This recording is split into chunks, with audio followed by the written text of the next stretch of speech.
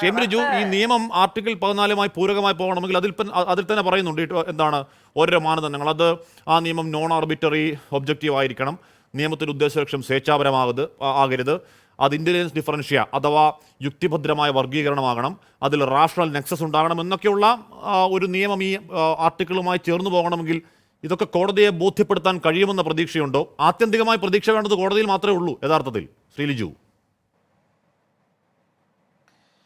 ആത്യന്തികമായി പ്രതീക്ഷ കോടതികളോടൊപ്പം ജനങ്ങളിൽ നമുക്ക് വിശ്വസിക്കാം ഹാഷ്മി. ഇപ്പോൾ തന്നെ ഈ BJP-ക്കാർ ഇത്രമാത്രം പരിഭ്രാന്തരാകുന്നത് തന്നെ കൃത്രിമങ്ങൾ നടന്നില്ലെങ്കിൽ ഇവർ പരാജയപ്പെടുമെന്നുള്ള ബോധ്യം കൊണ്ടാണ്. ഇപ്പോൾ ജനകീയ കോടതിയിൽ ഇത്തവണ നടക്കുന്ന ലോക്സഭാ തെരഞ്ഞെടുപ്പിൽ ഇവർ പരാജയപ്പെട്ടാൽ തീർച്ചയായിട്ടും വരാനിരിക്കുന്ന ഗവൺമെൻറ് ഈ നിയമം എടുത്തു കളയും, അറബിക്കടലിൽ കളയുമെന്ന് KPCC സംശയമൊന്നും തന്നെ വേണ്ട. അതോടൊപ്പം തന്നെ ഗവൺമെൻറ്റിൻ്റെ ഏറ്റവും പ്രധാനപ്പെട്ട ഓർഗനായിരിക്കുന്ന ജുഡീഷ്യറിയിൽ നമുക്ക് വിശ്വസിക്കാം. ഇപ്പോൾ തന്നെ ഇവിടെ ഇലക്ട്രൽ ബോണ്ടുകളുടെ കാര്യം പറഞ്ഞു. ഇവിടെ BJP പ്രതിനിധി യഥാർത്ഥത്തിൽ എത്രമാത്രം ഒരു എന്തോ പറയുന്നത് ധാർഷ്ട്യത്തോടു കൂടിയാണ് സംസാരിക്കുന്നത്. ഇവർ ഈ ഇലക്ട്രൽ ബോണ്ടുകളുടെ കാര്യത്തിൽ കോടതിയിൽ എത്തിക്കഴിഞ്ഞപ്പോൾ ശരിയാണ്, കോൺഗ്രസിന് സംഭാവന കിട്ടി, മറ്റെല്ലാ രാഷ്ട്രീയ പാർട്ടികൾക്കും സംഭാവന കിട്ടി, ഇലക്ട്രൽ ബോണ്ട് പണം കിട്ടി. പക്ഷെ അവർ പറഞ്ഞു കണക്ക് പുറത്തുവിടട്ടെ, ട്രാൻസ്പെറൻസി വേണം. ഒരു ജനാധിപത്യ രാജ്യത്തിൽ രാഷ്ട്രീയ പാർട്ടികൾക്ക് സംഭാവന കൊടുക്കുന്ന വ്യക്തികൾ ആരാണെന്ന് ജനം അറിയണം. എതിർത്ത ഒരേ ഒരു കൂട്ടർ ഈ രാജ്യത്തെ ഭരിക്കുന്ന രാഷ്ട്രീയ പ്രസ്ഥാനമല്ലേ. SBIക്ക് വേണ്ടി, രാജ്യത്തെ പൊതുമേഖലാ സ്ഥാപനമായ SBIക്ക് വേണ്ടി ഹാജരായിരിക്കുന്ന വക്കീൽ എത്രമാത്രം ശ്രമിച്ചു. കോടതിക്ക് മുമ്പാകെ പറയുകയാണ് ഇത് സീൽ വെച്ച കവറിലാണ് വെച്ചിരിക്കുന്നത്, അങ്ങനെ എടുക്കാൻ പറ്റത്തില്ല, ഇത് പുറത്തുവിടുന്ന രീതിയിലല്ല ഞങ്ങളിതൊക്കെ ഡിസൈൻ ചെയ്തിരിക്കുന്നത്. മാത്രമാണോ, ഈ ഒരു വിധി വന്ന ദിവസം പ്രധാനമന്ത്രിയായിരിക്കുന്ന വ്യക്തി, നമുക്ക് സുതാര്യതയ്ക്ക് വേണ്ടി സംസാരിക്കേണ്ട ഉത്തരവാദിത്തമുള്ള പ്രധാനമന്ത്രി നരേന്ദ്രമോദിയുടെ പ്രസംഗവും, നരേന്ദ്രമോദി അതേപോലെ പുരാണത്തിലേക്ക് പോയി. ഇത് പണ്ട് ശ്രീകൃഷ്ണന് കുചേലന് അവല് കൊണ്ട് കൊടുത്തിരുന്നെങ്കിൽ ആ പൊതി പോലും തുറന്നു കാണിക്കേണ്ടി വരുന്നൊരു അവസ്ഥയായിരുന്നു പറഞ്ഞത്. എന്ന് പറഞ്ഞാൽ എന്താ, ഇത് കാണിക്കാൻ വയ്യ. അപ്പോൾ കോടതികളിൽ ഇവർ പരമാവധി ശ്രമിച്ചു. ഇലക്ട്രൽ ബോണ്ടിൻ്റെ കണക്ക് ഇന്നിപ്പോൾ SBI ഇലക്ഷൻ കമ്മീഷന് കൈമാറി. ഇലക്ഷൻ കമ്മീഷന് കൈമാറി കഴിയുമ്പോൾ അതിൻ്റെ കണക്ക് പുറത്തു വരും. അപ്പോൾ കോടതിയിൽ നമുക്ക് പ്രതീക്ഷ നഷ്ടപ്പെട്ടിട്ടില്ല. ഇലക്ട്രൽ ബോണ്ടുകളുടെ കാര്യത്തിലായിക്കൊള്ളട്ടെ, ഇപ്പം ചണ്ഡീഗഡിലെ മേയർ തിരഞ്ഞെടുപ്പ് നമ്മൾ കണ്ടത് എന്താ, തൊട്ട് മുമ്പിൽ വെച്ച് പിന്നെ ആം ആദ്മി പാർട്ടിയും കോൺഗ്രസ് സഖ്യത്തിനും കിട്ടിയ ബാലറ്റ് പേപ്പറുകളെ ഒരു ഇലക്ട്രൽ ഓഫീസർ ഇരുന്ന് വെട്ടിത്തിരുത്തുകയാണ്, അസാധുവാക്കുകയാണ്. എന്നിട്ട് അത് CCTV ക്യാമറ പിടിച്ചു.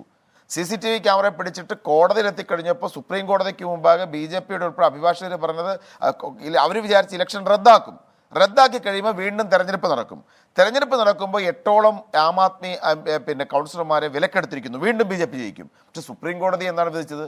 സുപ്രീം കോടതി ചെയ്തു, റദ്ദാക്കുക മാത്രം ചെയ്ത് 2, അത് ജയിക്കുമെന്നുറപ്പുള്ള അല്ലെങ്കിൽ ഈ ഇലക്ട്രൽ ഓഫീസർ റദ്ദാക്കിയ വോട്ടുകളെ പുനഃസ്ഥാപിച്ചുകൊണ്ട് മേയറെ പുനഃസ്ഥാപിച്ചു ആം ആദ്മി പാർട്ടിയുടെ. എന്നാലും ഇവർ കുതിരക്കച്ചവടം നടക്കുന്നു. അപ്പൊ സുപ്രീം കോടതിയിലുള്ള പ്രതീക്ഷ നമുക്ക് നഷ്ടപ്പെട്ടിട്ടില്ല. ഇലക്ട്രൽ ബോണ്ടിന്റെ കാര്യത്തിൽ തുടക്കം മുതൽ തന്നെ ഇത് സ്ഥാപനവൽക്കരിക്കേണ്ട അഴിമതിയാണ്, അത് അവിശുദ്ധ പണമാണ്, ആ പണം ഞങ്ങൾക്ക് ആവശ്യമില്ല എന്ന് പ്രഖ്യാപിച്ച ഒരു രാഷ്ട്രീയ പാർട്ടി ഇന്ത്യയിലുണ്ട് കേട്ടോ, അതിന്റെ പേര് CPM എന്നാണ്.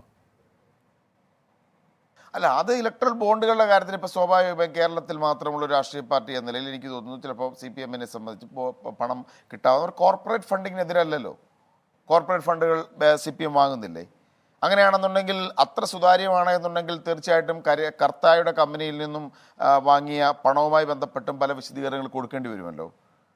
അങ്ങനെ സ്വന്തം കുടുംബാംഗങ്ങൾക്ക് ഇവിടെ മോറൽ കോഡ് ഓഫ് കോണ്ടക്ട് ഇല്ലേ? CPM-ന്റെ രാഷ്ട്രീയ നേതാക്കന്മാരുടെ മക്കൾക്ക് കൃത്യമായി എനിക്കറിയാം. വിശാലം ഇലക്ട്രൽ ബോണ്ട്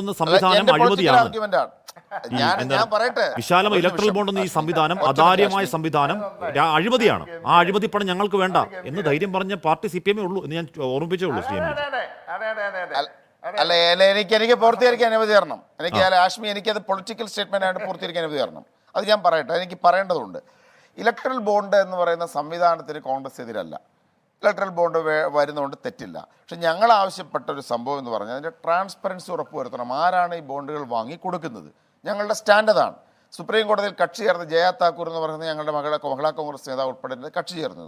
ഒരു പൊളിറ്റിക്കൽ പാർട്ടി എന്ന ഞങ്ങളുടെ നിലപാടാണ്. ഫണ്ട് തരാൻ താല്പര്യമുള്ളവർക്ക് തരണം. കാരണം ജനാധിപത്യത്തിൽ രാഷ്ട്രീയ പാർട്ടികൾക്ക് നിലനിൽക്കണമെന്നുണ്ടെങ്കിൽ ഇപ്പോൾ ഫണ്ടിങ് ആവശ്യമാണ്, അത് ചെയ്യണം. ഇപ്പോൾ CPM എന്ന് പറയുന്ന പാർട്ടി ഇത് വേണ്ടാന്ന് വെച്ചു, അത് അവരുടെ ഓപ്ഷൻ. പക്ഷേ അവർ കോർപ്പറേറ്റ് ഫണ്ടുകൾ വാങ്ങുന്നുണ്ട്. ഞാനപ്പോൾ അതിനോട് അനുബന്ധമായിട്ടൊരു കാര്യമാണ് പറഞ്ഞത്. CPM നേതാക്കന്മാരുടെ കുടുംബങ്ങൾക്ക് പെരുമാറ്റച്ചട്ടമുണ്ട്. അവരുടെ കുടുംബങ്ങൾ അവർ പുറത്തുവിടുന്ന പ്രകാരം അവർ ആരിൽ നിന്നൊക്കെ സംഭാവന വാങ്ങുന്നു, എന്താണ് അവരുടെ ബിസിനസ് റിലേഷൻസ്, ഇതെല്ലാം അവർ പുറത്തു കൊണ്ടുവരണം. എന്തുകൊണ്ട് ഈ ഒരു വിഷയത്തിൽ വീണാ വിജയൻ്റെ കാര്യത്തിൽ അതുണ്ടായില്ല എന്നൊരു രാഷ്ട്രീയ ചോദ്യമാണ്. നിങ്ങൾ ഇവിടെ ഒരു പൊളിറ്റിക്സ് ചർച്ച ചെയ്തപ്പോൾ CPM എന്ന് പറയുന്ന രാഷ്ട്രീയ പാർട്ടിയുടെ മൊറാലിറ്റി അത് ഉയർത്തി കാണിച്ചപ്പോൾ ഞാൻ ആ മൊറാലിറ്റിയെ ഞാൻ ചോദ്യം ചെയ്യുകയാണ്. അതിലെ ഇന്നത്തെ രാജ്യത്ത് ജീവിച്ചിരിക്കുന്ന ഏറ്റവും പ്രധാനപ്പെട്ട നേതാവിൻ്റെ കുടുംബത്തിനെതിരെ ആരോപണം ഉയർന്നു വരുന്നു. കേരളത്തിൽ കുപ്രസിദ്ധമായി നിൽക്കുന്ന ഒരു കരിമണൽ തട്ടിപ്പെന്ന് ഞങ്ങൾ പറയുന്ന കാര്യത്തിൽ ഖനനത്തിൻ്റെ ഉടമസ്ഥയുടെ കമ്പനിയിൽ നിന്നും മാസപ്പടി വാങ്ങുന്നു. അതിനെ സംബന്ധിച്ച് ഇന്റർനെറ്റ് സെറ്റിൽമെന്റ് ബോർഡിന്റെ വിധി ഉണ്ടാകുന്നു. അതേ കമ്പനിയിൽ നിന്നും ലോൺ കിട്ടുന്നു. അപ്പൊ സംശയമല്ലേ? അപ്പൊ മൊറാലിറ്റി ഇത്തരം ഒരു വശം കൂടി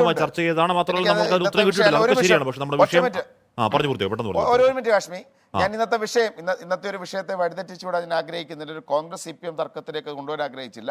ഹാഷ്മി എൻ്റെ ഒരു ഭാവം പറഞ്ഞുകൊണ്ട് ഞാൻ പറഞ്ഞു എന്നുള്ളത് മാത്രമേ ഉള്ളൂ. അങ്ങനെ ഒരു മറുവശം അവിടെ ഉണ്ടെന്നതിനെ കുറിച്ച് പറഞ്ഞു എന്നുള്ളത് മാത്രമേ ഉള്ളൂ. ഇവിടുത്തെ യഥാർത്ഥത്തെ ഇന്നത്തെ വിഷയം BJP ഈ രാജ്യത്തിന് ജനാധിപത്യത്തിന് ഉണ്ടാക്കുന്ന കുഴപ്പങ്ങളാണ്, മതേതരത്വത്തിന് ഇവരുണ്ടാക്കുന്ന പ്രശ്നങ്ങളാണ്, ഇവരുടെ ഡിവൈസീവ് പൊളിറ്റിക്സ് ആണ്, ഇവരെ ട്രാൻസ്പെറൻസിയോട് ഇവർ വെച്ച് പുലർത്തുന്ന ഒരു അസഹിഷ്ണുതയാണ്.